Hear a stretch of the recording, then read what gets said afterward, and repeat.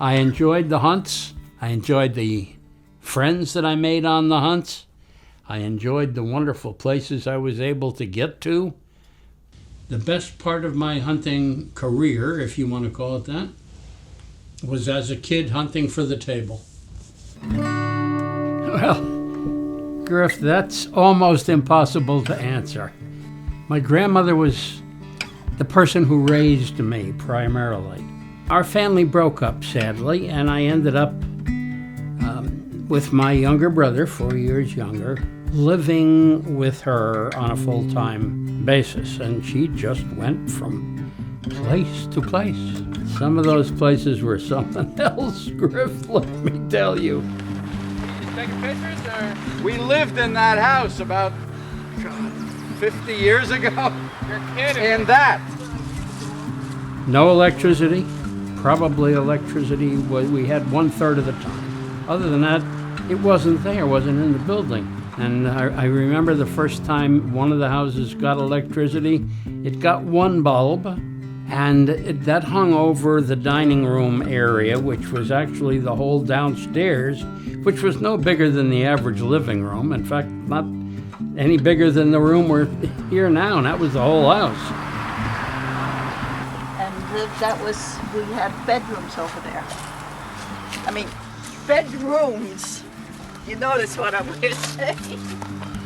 Think about this, Bob. It's amazing that this is still a thing. Sort of.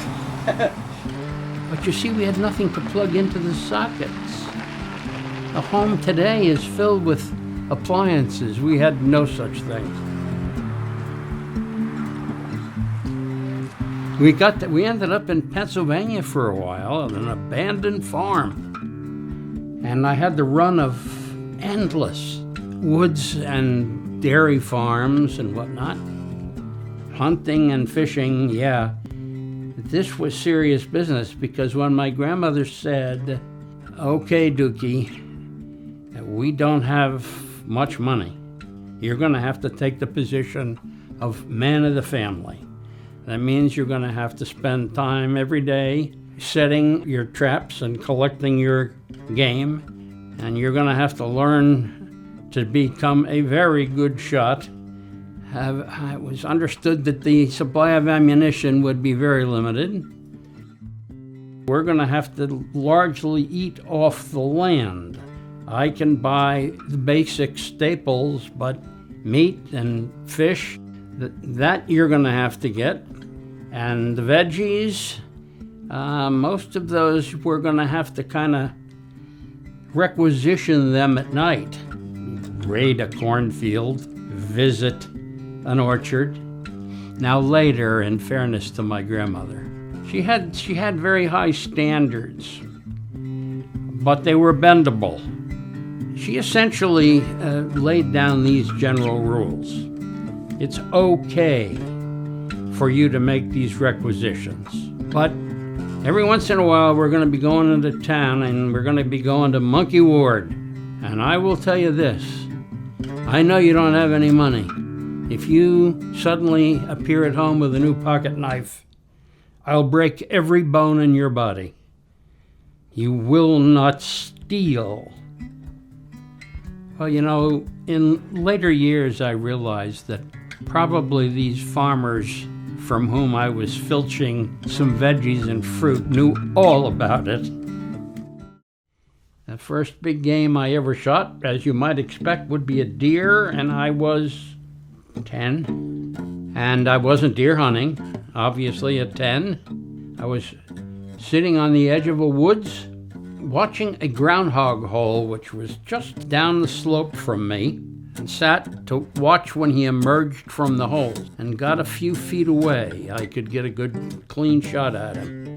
While I'm sitting there, very patiently, I heard a noise, something coming, and I thought it was a person, yet it didn't sound like a person.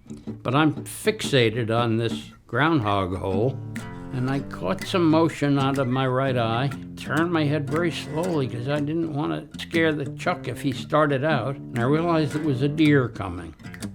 And it was coming right to me, closer and closer and closer. And all I could think of is, boy, there's a lot more meat on that deer than there is on that woodchuck. And then I was seized with panic. If I shoot it and wound it and it gets away, I wouldn't dare tell Grammy. If I shoot it and kill it, is she going to be happy or angry? Because it's against the law. And I had no business being out there with a gun hunting anything at my age. And yet I could just see all that meat on the hoof. And the deer made the mistake of continuing past me, so that I was able to raise the gun, and I had my sights on the back of his head, and do I or don't I, do I or don't I, and I pulled the trigger. Down he went, of course. Instant. Now what? It's sort of like the dog that bites the tire, and he don't know what to do with the truck. Well, the long story short, I just screwed up my courage, and I went and I threw myself on the mercy of my grandmother. And she lectured me for a half hour. And then she gave me the biggest possible hug. She beat the shit out of me. You know, you were wrong. You should have thought this, should have thought that. But God bless you. And I got the hug. That was my first big game animal. She used different techniques, as I said, like training a dog. It was reward and guilt, and she didn't inspire guilt. Guilt was a normal reaction for a kid who's let somebody down that they love more than anybody else, the single most important person in their life. One of the last things she said was, Dookie, I would like to think of you as smart rather than nice, and more important than either, honest. And I ask myself every night, were you honest in the judgments that you made? Were you manipulative, or were you genuinely trying to help somebody, not just reach a level of influence with them that you would like to have? That's a manual. It's like the Marine Corps training manual. You have a set of standards and you try to apply them. I was good at it because, one, I could shoot. That means that I was the top shot in the battalion, and got an award for it. I made rank like a son of a gun. If you were a corporal in 3 years, you were doing fine. I made buck sergeant in 2. I was first in virtually every class that I went through, including NCO leadership class. The commanding general gave me an award for that. I wasn't so great in any way, shape, or form, but it was an environment that I felt I understood. It's a game. I don't mean that serving in the military is a game. What I mean is boot camp, which is feared by all, is just a game. It's as carefully crafted as ballet. The Marines have been doing this for a couple of 100 years. They know exactly how to do it. You beat the absolute crap out of everybody until they haven't the strength left to resist and believe themselves to be useless. And then you test them and press them and press them, and then you feed them a couple of, okay, just a couple. All right, you get to live another day. And at the end of 3 or 4 months, you've got these dummies thinking they're the best thing that ever walked. And then they act like that, and that's why they're successful. They believe they're the best, and they perform like that. So it was an environment in which I had been prepared for it. I had been prepared to do it. I was always quick with an answer. It might have been wrong, but the neighbors seemed to think that they'd like to know my opinion. And again, that's something that I watched my grandmother do. Constantly, people would visit for no apparent reason. But an adult would come and ask her lots of questions that I don't know where she would have gotten the answers, but they asked her. They would go from family, personal relations to, do you think it's going to be too wet to put the corn in? She seemed to know a lot about an awful lot of things. And I don't know how or when she acquired that information, but people believe that she had answers. And the best thing that she did for me related to that was she made me sit in on these little seances almost, where we would sit there and I would be like the wallflower over on the side. And they would talk, and I would just sit there with my mouth shut. And then when they would leave, she would start interrogating me. What did he say? What did he ask? Do you think that's what he really wanted to know? Or do you think he was looking for something different? Would you have answered him differently? And she would go through the whole, I swear to God, I might as well have been a Nazi spy. She wanted to be damn sure that I was thinking and considering alternatives to what I had heard, the superficial level, or was there stuff underneath there that I should have heard or should have noticed? And I carried that with me into my adult life. I think people who don't hunt don't understand, and even some people who do hunt don't understand. Hunting is natural. Not hunting is unnatural. So if you have the natural inclination and you've had a reasonable introduction to the opportunity and have pursued it with some success, you're looking for a memento. What it is you're conferring on the animal kind of an immortality. Within a year or two, it was going to be dead. And you sped that up, but it'll be talked about for years to come. And in a way, it'll continue to live as a symbol of the hunt. I got that buck in New Brunswick, Canada. Made a wonderful friendship up there. Got that's a very nice buck. It is not, prize-winning class, but it's a very nice buck. And that caribou out there is prize-winning. And the bear that I didn't shoot, that's maybe the most important one. Cost a lot of money to hunt bear, like thousands. When I say bear, I mean brown bear, the Alaskan brown bear. These brutes, you have to have a guide by law. And the guides put a lot of stock in how successful were their hunters. And I really wanted to kill a fine brown bear with that rifle. But after seeing a lot of bear, watching a lot of bear, stalking a lot of bear, I kept finding excuses not to shoot one. And I was a little puzzled, but I kept telling myself, if I see a real giant, if I see one of those that might go into the record book, I'll shoot that. We saw towards the end of the hunt a very, very fine bear, a prize-winning type bear. And we watched him go out on a peninsula that jutted out into the ocean, thick with alders. Jay, the guide, said, he's gonna be bedded down in there. He's gonna be snoozing. We can get him. Let's go. So we thrashed our way down this bog and out to the base of the peninsula and then up this little slope. And at that point, he said, okay, time to put a round in the chamber.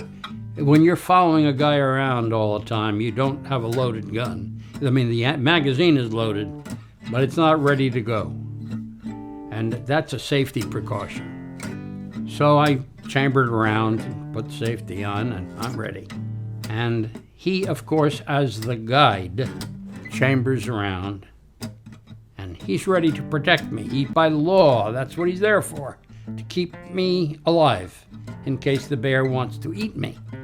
Well, we went in very, very slowly, very quietly. He took the lead. And you got to go slow. You don't want to wake this friggin' thing up and have him either charge off or charge you if you don't know where he's coming from.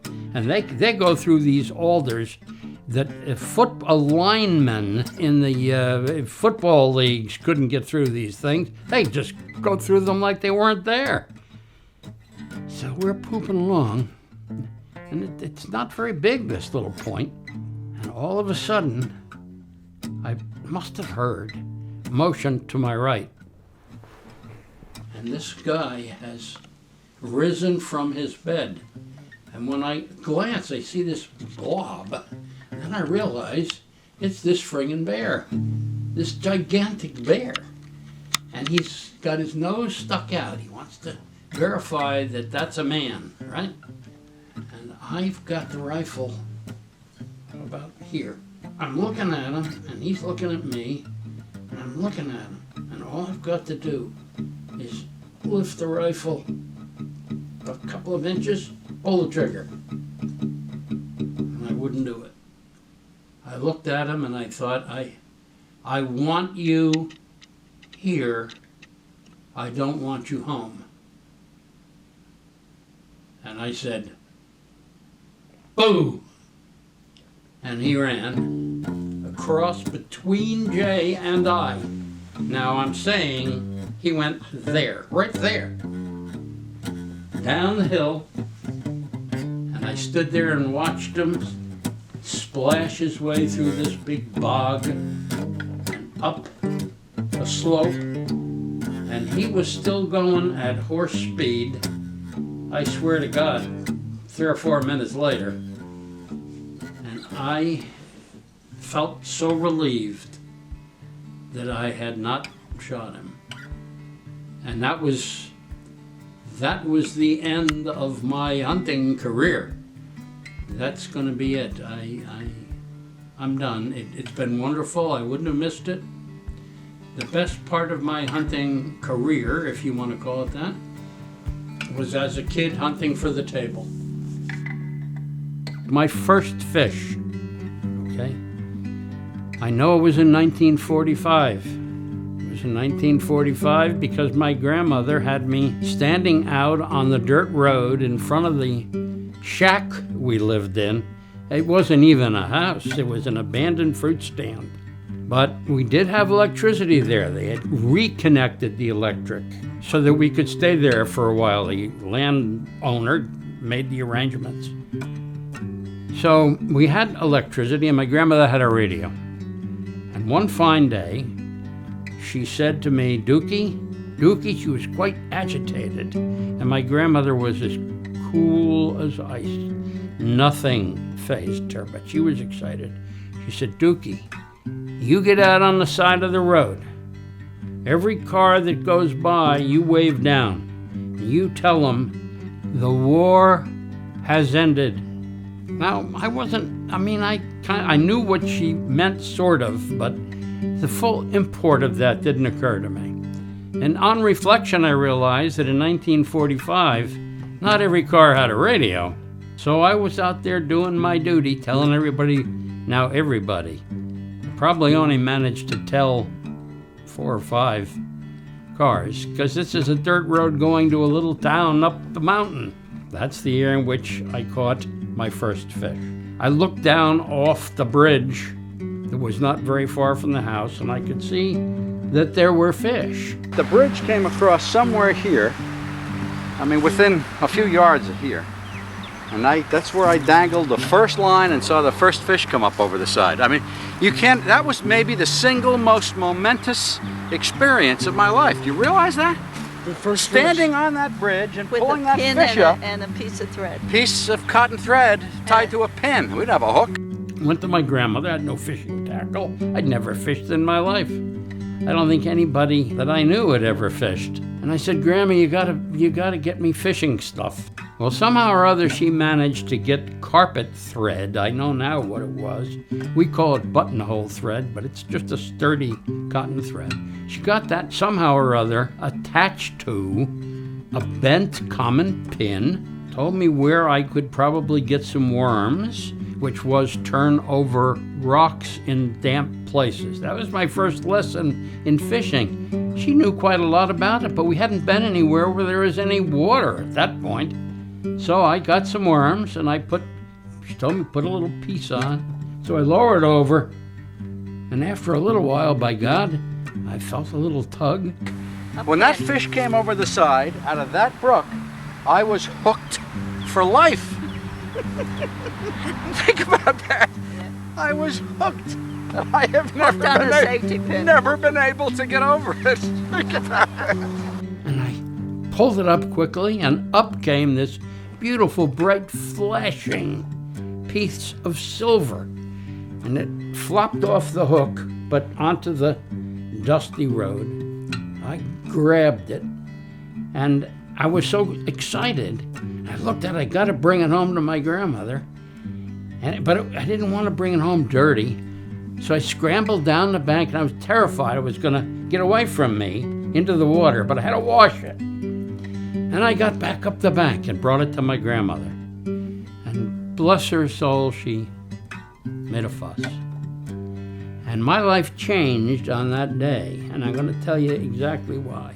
I felt the same as I'm sure somebody would feel if they reached up and pulled a star down out of the sky. It was a different world. It was a whole new world down there, which I could not even imagine. But I had just extricated something from it. I stood right here for hours, catching those poor little critters. There were a lot more fish then. Children are fascinated by building dams. Well, see, we built them for a different reason. We needed a bathtub. Oh, gosh. I was issued some traps. So every morning, I'd run the traps. And if I had something in the traps, I had to hang it on a little hanger and skin it. My grandmother would come out while I'm out there. I'm bloody and sticky, and she'd bring out a cloth, and I'd wipe my hands and run for the school bus. The first school that I can remember was a one-room schoolhouse. Probably a dozen kids, and I would fill the kerosene stove when I got there. I had no social interaction with these kids. The only time I saw them was in that room. Once I was delivered back to my home, there were no kids to play with. I certainly didn't have a bicycle. We had no automobile. There was no before-school activity, no after-school activity. And the odd thing is, that's kind of how I became Grumps. Not then, at that time. Children made no sense to me because I had no background with them. So jumping way ahead, I've been here for 50 years, and in that 50 years, all that 50 years, I've been Grumps. We got here and I was surrounded by kids, didn't know what to do with them, largely ignored them. But then as the kids began to grow up around me and we made friends of the neighbors, you can't really completely ignore the kids. So then I began to bust on them a little. I would engage them, pretend rough, right? Pretend mean. And of course, kids catch right away. They know right away. Some of them had already suspected that I wasn't quite as bad as my name suggested.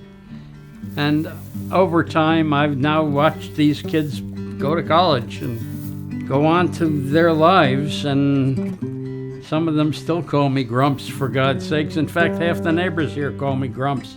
I laid the groundwork for that. It was a defense mechanism. I didn't know what to do with the urchins running around because I swear, Griff, I never was one.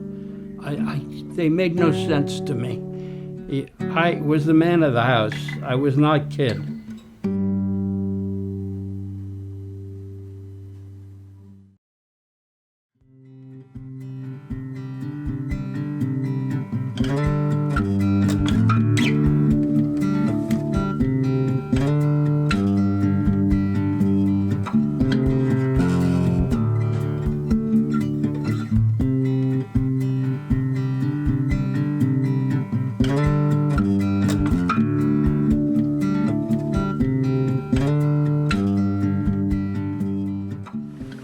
Believe me though, there were a lot more fish then. I would be hard pressed to feed us a little meal out of this anymore.